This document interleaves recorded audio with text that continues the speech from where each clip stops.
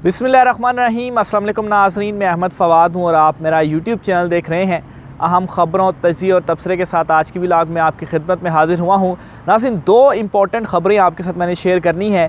सबसे पहली और बड़ी ब्रेकिंग न्यूज़ ये है कि इमरान ख़ान के ख़िलाफ़ तोशा खाना केस जिस तरह से धड़म से करके गिरा है, इसी तरह से इमरान ख़ान के ख़िलाफ़ साइफ़र मुकदमा जो है वो भी धड़म कर से के गिर चुका है। और ना सिर्फ वो बल्कि अल-कादिर ट्रस्ट केस या 190 मिलियन पाउंड केस जो है जिसमें इमरान ख़ान साहब की रिसेंटली गिरफ़्तारी डाली गई है, ये केस भी अपने अंजाम को पहुंच चुका है।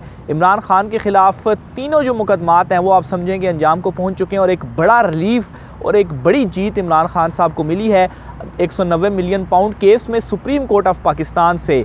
और चीफ़ जस्टिस काजी फ़ाइज़ ईसा ने कैसे इस केस का सारा जो काया आप कहें पलट कर रख दी है, पासा पलट कर रख दिया है। कुछ अहम तरीन और एक्सक्लूसिव डिटेल्स हैं आपके साथ मैंने शेयर करनी है। साइफ़र मुकदमा जो है ये तो वैसे ही अब तक का ट्रायल इसका कालादम हो चुका है। आज जज अबू अल हसनात ने भी इस केस में एक बड़ा हुक्म दिया है इस केस को कालादम करार देने के हवाले से। इसकी कुछ तफसीलात आपके साथ मैंने जो है वो शेयर करनी है। तो ये दो मुकदमात हैं। सबसे पहले तो नाज़रीन जो साइफ़र मुकदमा है, आज इसकी समाअत हुई है इमरान ख़ान के अगेंस्ट, उसके ऊपर आता हूँ। फिर सुप्रीम कोर्ट ऑफ पाकिस्तान की में जो कुछ हो रहा है और 190 मिलियन पाउंड का जो केस है। अच्छा, एक तो आज ये हुआ है जी कि इमरान ख़ान साहब के ख़िलाफ़ साइफ़र मुकदमा जब भी उसकी समाअत हुई है वो जेल के अंदर हुई है। अडयाला जेल में जज अबू अल हसनात जो कि खसूसी अदालत के जज हैं, जो कि ऑफिशियल सीक्रेट एक्ट के तहत कायम की गई थी, वो हमेशा अडयाला जेल जाते थे और वहाँ पर जाकर समाअत करते थे। लेकिन हाई कोर्ट के उस दो रुकनी बेंच के बाद क्या हुआ है कि पहली मरतबा इस केस की जो समाअत है वो हुई है जुडिशल कम्प्लेक्स में। और फर्स्ट डे से इमरान ख़ान साहब का यही मौक़िफ़ था कि जुडिशल कम्प्लेक्स में समाअत की जाए, अडयाला जेल में क्यों जो समाअत है वो की जा रही है। तो बहरहाल आज पहली मरतबा ऐसा हुआ कि जुडिशल कम्प्लेक्स में ये जो केस था इस केस की समाअत हुई। इमरान ख़ान साहब और शाह महमूद कुरैशी इन दोनों के केस की समाअत हुई। आगाज़ में ही जो जज अबू अल हसनात थे उन्होंने कहा जी कि हाई कोर्ट का जो फ़ैसला है वो उन्हें दिखाया जाए। और फिर उसके बाद जो वकला थे इमरान ख़ान साहब के और शाह महमूद कुरैशी साहब के, उनसे कहा गया जज अबू अल हसनात की जानिब से कि आपको तो एक बड़ी अचीवमेंट इस केस के अंदर हुई है, जिसके जवाब में वकील की जानिब से ये कहा गया कि जी हम तो पहले दिन से ही यही कह रहे थे। तो बहरहाल जज अबू अल हसनात ने भी ये बिल आखिर तस्लीम किया कि ये उनका मौक़िफ़ जो था और उनको एक बड़ी जो जीत है वो हुई। बहरहाल आज जुडिशल कम्प्लेक्स में जो समाअत हुई इसमें इमरान ख़ान साहब और शाह महमूद कुरैशी साहब दोनों को पेश नहीं किया गया। और ज़ाहिर सी बात है केस चलाने के लिए दोनों को पेश करना लाजमी है, दोनों को पेश किया जाएगा और फिर ही आगे केस चल सकेगा। तो आज पेश नहीं किया गया, जिस पर क्या हुआ है जी, जज अबू अल हसनात ने फ़ैसला देखा हाई कोर्ट का और ये ऑर्डर किया कि आप नेक्स्ट समाअत में जो कि 28 नवंबर मंगल वाले दिन को होने जा रही है, इस समाअत में आपने दोनों को अदालत में पेश करना है, यानी कि जुडिशल कम्प्लेक्स में आपने लेकर आना है। जेल में अब कोई समाअत नहीं होगी, जेल से निकालना पड़ेगा इमरान ख़ान को और अदालत में लाना पड़ेगा आपको और इस जुडिशल कम्प्लेक्स में केस की समाअत होगी। तो ये एक पहला बड़ा इमरान ख़ान साहब के लिए आप कहें कि एक अच्छा, इसमें एक और भी चीज़ आपको बताऊं कि आज सहाफ़ी वहाँ पर अंदर मौजूद थे और ये जो मुख्तसर सी समाअत हुई है इसकी जो प्रोसीडिंग है वो सुनी है। तो इसका मतलब ये है कि वो जो जेल की वजह से जो ट्रायल था जो कि इन कैमरा तस्वुर किया जा रहा था, तो अब इन कैमरा भी नहीं होगा, ओपन कोर्ट में होगा। और यही इमरान ख़ान साहब कहते थे और यही सबसे बड़ी जीत है। और यही ये जो मुकदमा साइफ़र है, इस मुकदमे का सबसे जिन्होंने ये बनाया उनको बड़ा लॉस ये है कि अव्वल तो इस मुकदमे में जो साइफ़र है वो चालान का हिस्सा नहीं है, गवाहान हैं उनको तो उड़ाकर रख दिया था जेल में भी। तो जब ये प्रोसीडिंग सबके सामने चलेगी, पब्लिक देखेगी इसको, तो फिर उसके बाद इस केस से कैसे हवा निकलती है वो आप ख़ुद ही अंदाज़ा लगा लें। और वैसे भी जो कुछ चीज़ें रिपोर्ट भी हो रही थी, हालांकि इनका अलाउ नहीं था, लेकिन उसके बावजूद भी कुछ जो चीज़ें ज़राए से रिपोर्ट हो रही थी उनसे भी ये एक जो है वो चीज़ सामने आ रही थी कि ये जो मुकदमा है वो कितना कमज़ोर है इमरान ख़ान के अगेंस्ट। तो बहरहाल 28 तारीख को कहा गया है कि इमरान ख़ान को जुडिशल कम्प्लेक्स में आपने लाना है और इसी अदालत में समाअत होगी। अच्छा, इस दौरान एक बहस भी चली, डिस्कशन भी हुई कि इस तरह भी हो सकता है कि इमरान ख़ान और शाह महमूद कुरैशी को वीडियो लिंक के ज़रिए जेल में जो हाज़िरी है वो उनकी या फ़र्द जुर्म या जो सारी प्रोसीडिंग अदालती चल रही है तो वीडियो लिंक के ज़रिए कनेक्ट कर दिया जाए अदालत में और यहाँ पर केस चलता जाए। अच्छा, इस तरह से नहीं होगा। क्यों? क्योंकि हाज़िरी की हद तक तो ठीक है कि आपने हाज़िरी लगानी है और उसमें आप ये कर सकते हैं, लेकिन जहाँ तक मामला है फ़र्द जुर्म का या फिर आगे बयानात रिकॉर्ड होना और वो वाला जो मरहला आता है उसमें जो मुल्ज़िम है उसको पेश करना ज़रूरी है, फिर उसके ऊपर फ़र्द जुर्म जो है वो आयद हो सकती है। तो ये जो कहा जा रहा है कि नहीं पेश किया जाएगा, अब ऐसा भी नहीं होने जा रहा।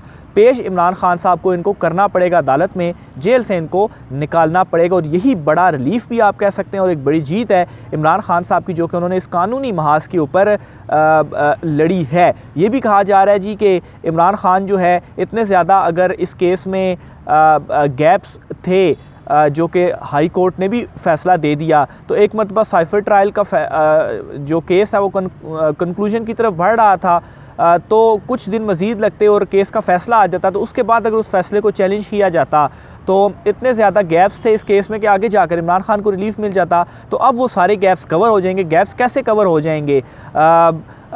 इमरान खान को अब भी इस तरीके से, एक तो जब ये फेयर ट्रायल चलाया जाएगा तो इसी अदालत से ही अगर इमरान खान के अगेंस्ट फ़ैसला नहीं आता तो फिर वो लोग क्या कहेंगे। और फिर इसके बाद आप एक और चीज़ देखेंगे, इस अदालत का फ़ैसला चैलेंज कहाँ होना है? हाई कोर्ट में। तो ऑलरेडी इमरान खान साहब अदम एतमाद कर चुके हैं चीफ़ जस्टिस आमिर फ़ारूक साहब के ऊपर, तो वो अपने पास केस लगाकर कोई फ़ैसला देते हैं और फिर उनके फ़ैसले इमरान खान साहब ने ये चीफ़ जस्टिस आमिर फ़ारूक साहब का फ़ैसला था जो कि इंट्रा कोर्ट अपील में हाई कोर्ट के 2 रुकनी बेंच ने मुकम्मल तौर पर उड़ा कर उस फैसले को रख दिया। तो फिर वो तमाम लोग जो हैं वो क्या कहेंगे कि इमरान खान साहब तो अदम एतमाद कर चुके हैं। तो बहरहाल बड़ा ज़बरदस्त डिसीजन था और बड़ी ज़बरदस्त जीत हुई है इमरान खान साहब को कानूनी महाज के ऊपर। तो जब ये अब चलेगा और ओपन कोर्ट में केस चलेगा तो परखच्चे उड़ जाएंगे इस केस के और ये ज़बरदस्त हिकमत अमली के साथ इमरान खान साहब चल रहे हैं। तो ये आज का जो केस था साइफ़र का इमरान खान साहब के हवाले से, उसमें आज ये कुछ चीज़ें हुई। दूसरे नंबर पर जो केस है 190 मिलियन पाउंड या अलकादिर ट्रस्ट केस, जो कि पिछले कुछ दिनों से जो है वो कुछ चीज़ों को क्रिएट करने की कोशिश की गई और उसमें फिर ये भी गिरफ़्तारी भी फिर उसमें इमरान खान साहब की डाली गई कि इस केस पे भी हमने तफ्तीश वगैरह करनी है। इस केस के गुब्बारे से भी जो हवा है वो निकल गई है और चीफ़ जस्टिस कादी फ़ाइज़ ईसा की कोर्ट में इस केस से हवा जो है वो निकली है। कैसे? अल मशरिक बैंक ने एक जवाब जमा करवा दिया है जो कि इससे पहले सामने नहीं आया था। वो डॉक्यूमेंट्स मैंने ख़ुद भी अपने चैनल के लिए भी रिपोर्ट की हैं और वो धमाका खेज़ डॉक्यूमेंट्स थी और उन डॉक्यूमेंट्स के मुताबिक ये जो पैसे थे वो हुकूमत को नहीं दिए गए थे। ये पैसे जो है वो मलिक रियाज को ही या उनकी फैमिली मेम्बर्स के ही अकाउंट में आए थे और वो वहाँ पर जो अकाउंट था वो पहले डी फ्रीज़ हुआ था। अगर NCA जो नेशनल क्राइम एजेंसी है बरतानिया की, अगर उन्होंने जो कार्रवाई की और पहले डी फ्रीज़ हुआ, लेकिन फिर उसके बाद वो अकाउंट जो था उन्होंने अकाउंट पहले फ्रीज़ किया, फिर उसके बाद अदालत के ऑर्डर से वो अकाउंट डी फ्रीज़ हुआ। डी फ्रीज़ होने का मतलब ये है कि वो जो रकम के हवाले से वो कह रहे थे कि हमने पकड़ी है, तो अगर वो रकम उन्होंने पकड़ी है तो फिर उसके बाद डी फ्रीज़ अकाउंट करने का मतलब ये है कि अकाउंट वो यूज़ कर सकते हैं और फिर उसके बाद पाकिस्तान में वो पैसे मलिक रियाज की फैमिली मेम्बर के ही अकाउंट में जो है वो आए। तो ये जो सारा मुकदमा बनाया गया था जिसके ऊपर बेस कर रहा था कि इमरान खान ने इसमें कोई 2 नंबरी की है, वो सारा धराम से गिर चुका है। मैं बैकग्राउंड के साथ अब आपको तफसील से बताने जा रहा हूँ। पहले तो मैंने आपके सामने जवाब रखा, तफसील से इसलिए बता रहा हूँ कि आपको समझ आ सके कि इल्ज़ाम क्या लगाया गया और ये अल मशरिक बैंक का जो उन्होंने जवाब जमा करवाया और ये अकाउंट के हवाले से जो डिटेल बताई हैं, ये कैसे इमरान खान के हक़ में जो है वो इस केस को उन्होंने सारा माफ़ कीजिएगा पलट रही हैं। और Qazi Faez Isa chief justice supreme court of Pakistan कमरा अदालत नंबर 1 से इस केस का कैसे सारा जो नक्शा वो बदल चुका है। 190 मिलियन पाउंड केस था क्या इमरान खान के अगेंस्ट? अच्छा, इसमें जो इल्ज़ाम लगाए गए या जो बातें की गई इमरान खान के अगेंस्ट वो ये थी कि जो बरतानिया की नेशनल क्राइम एजेंसी थी उसने जी पैसा पकड़ा 190 मिलियन पाउंड वहाँ पर, और ये सामने आई बात जी कि ये मनी लॉन्ड्रिंग का पैसा था। अच्छा, अब क्या हुआ जी कि जो काबीना थी, ये कहा गया जी काबीना उस वक्त इमरान खान साहब की हुकूमत थी और इमरान खान साहब की कैबिनेट थी।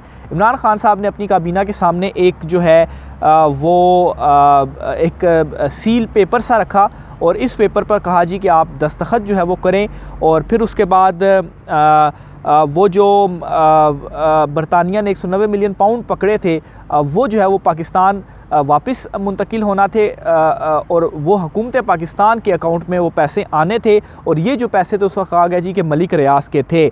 अब जो है जब ये सारी चीज़ सामने आई कि वो पाकिस्तान के पैसे वहाँ पर पकड़े गए हैं, तो जब यहाँ से रब्ता किया गया उस वक्त ये बातें की गई, वो आपके सामने रख रहा हूँ।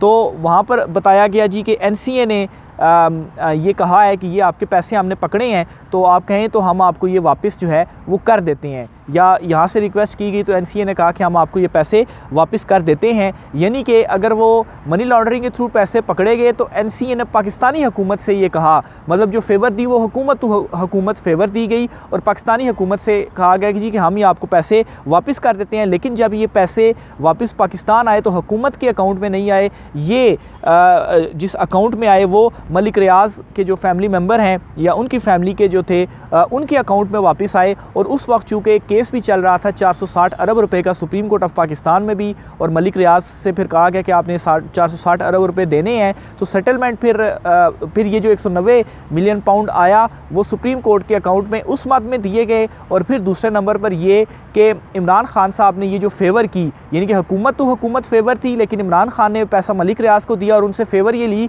कि अलकादरी ट्रस्ट की जो ज़मीन है वो उनसे ले ली और उसके ऊपर ट्रस्ट कायम किया गया। तो ये बुनियादी तौर पर आसान लफ्ज़ों में आपको केस समझा दिया मैंने कि 190 मिलियन पाउंड या अलकादरी ट्रस्ट केस जो है वो बनाया गया, क्या इल्ज़ामात लगाए गए, क्या बातें जो है वो की गई। अब मैं आता हूँ कि हकीकत इसमें क्या है और सबूतों के साथ जो अल-मशरिक बैंक का जवाब है। अच्छा, ये कहा गया जी कि हुकूमत टू हुकूमत था, तो ये जो पैसे वापस आई या अल-मशरिक बैंक ने ये कहा कि वहाँ की अदालत ने अकाउंट डीफ्रीज़ कर दिया था, तो इसका मतलब ये है कि पैसे जो वहाँ पर पकड़े गए और उसके बाद अकाउंट फ्रीज़ हुआ और फिर उसके बाद अकाउंट डीफ्रीज़ होने का मतलब ये है कि ये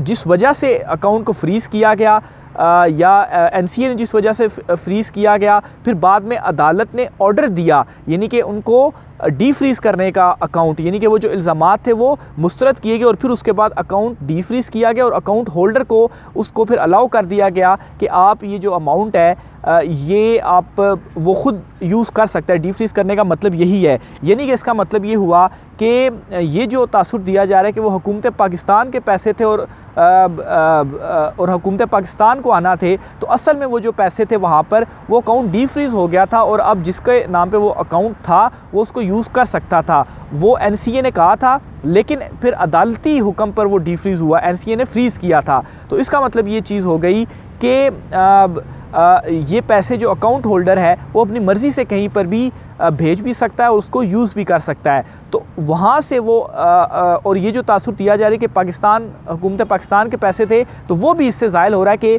ये पैसे फिर हुकूमत पाकिस्तान के नहीं थे। वहाँ से फिर अल-मशरिक बैंक चूँकि दुबई का बैंक है, गालिबन दुबई में गए और दुबई से फिर पाकिस्तान में ये पैसे आए और फिर ये पैसे सुप्रीम कोर्ट ऑफ पाकिस्तान में दिए गए। तो इसका मतलब ये है कि वो जो ग्राउंड इमरान खान के ख़िलाफ़ बनाई गई कि आपने कोई सहूलतकारी की और अलकादरी ट्रस्ट की ज़मीन ली और उसके बदले में ये एक सेफ़ रास्ता एक किस्म का फ्राहम किया कि मनी लॉन्ड्रिंग का पैसा आप पाकिस्तान में लेकर आएँ, तो वो सारे का सारा केस गलत है। यानी कि वो जो पैसा था अगर वो वैसे ही उनको अलाउ हो गया था कि वो पाकिस्तान में लेकर आना चाहें, किसी और मुल्क में लेकर आना चाहें तो वो लेकर आ सकते हैं। उसमें ये नहीं था कि हुकूमत पाकिस्तान के मुआहदे की वजह से वो पैसे पाकिस्तान में आए। अकाउंट्स जो थे वो डीफ्रीज़ हो चुके थे, तो इसका मतलब ये है कि वो अकाउंट होल्डर कहीं भी उनको मूव कर सकता था, उसके लिए किसी भी फेवर की ज़रूरत नहीं थी। तो उस फेवर की ज़रूरत नहीं थी तो इमरान खान ने कैसे फिर जो मिसयूज़ है वो कर लिया। तो ये जी ओवरऑल सारा जो केस था वो बना था और जो बातें की गई और फिर उसके बाद जो सुप्रीम कोर्ट ऑफ पाकिस्तान में ये कल जवाब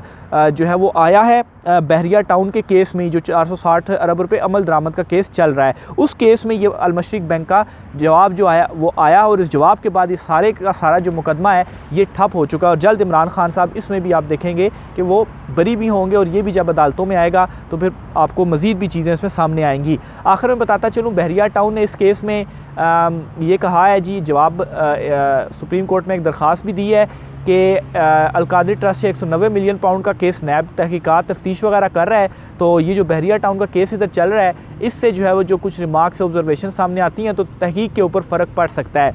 तो एक किस्म का उन्होंने कहा जी कि मुनासिब हुक्मनामा दिया जाए, यानी कि ये केस अब ना सुने, इसको बंद कर दें। और बाकी खैर उनका अपना भी वो था, लेकिन ये एक और भी इस केस के अंदर जवाब सामने आया है। तो ये नाज़रीन आज की कुछ आम तरीन तफसीलात थी। राय का असर कीजिएगा। मुझे इजाज़त दीजिए। अल्लाह हाफ़िज़।